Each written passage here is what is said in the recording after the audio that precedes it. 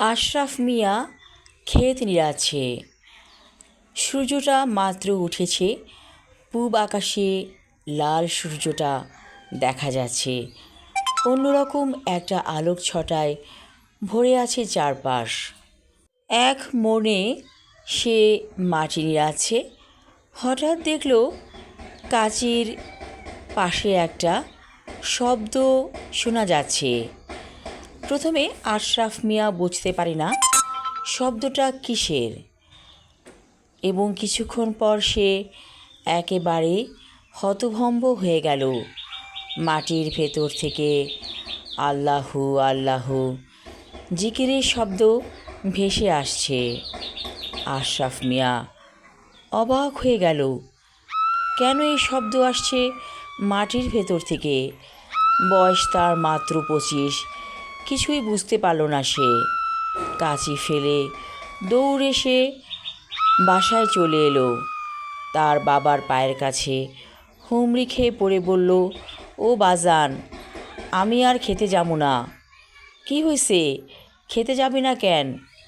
আশরাফ মিয়া বলল, মাটির ভেতর থেকে আল্লাহু শব্দ আসে। আশরাফ মিয়ার বাবা বলল, তোর আর কাজ করতে হবে না, ওই ঘরে যাইয়া বিশ্রাম কর। আশরাফ মিয়ার অনেক জ্বর এলো রাতের বেলা। এত জ্বর কিছুতেই নামছে না। তার ভাইয়ের বউরা মাথায় পানি দিচ্ছে এক এক করে, তারপরও জ্বর নামে না। শেষ রাতের দিকে অবস্থার একটু উন্নতি হলো। এক গ্লাস গরম দুধ খেলো আশরাফ মিয়া। বলল, আমি এই ঘরেই থাকবো, আমারে কেউ ডাকবা না।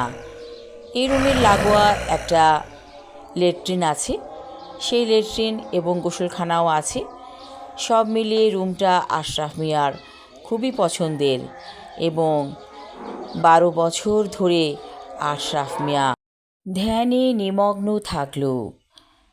মাঝখানে সে খাওয়া দাওয়া করত এবং খাবার সময়টায় শুধু চোখ খুলত আর সারাক্ষণ চোখ বন্ধ করে আল্লাহর জিকির করত। আমি আমার লেখা ছোট গল্প খাদক পর্ব 1 পড়লাম। পরবর্তী অংশ থাকবে আগামী পর্বে। ধন্যবাদ।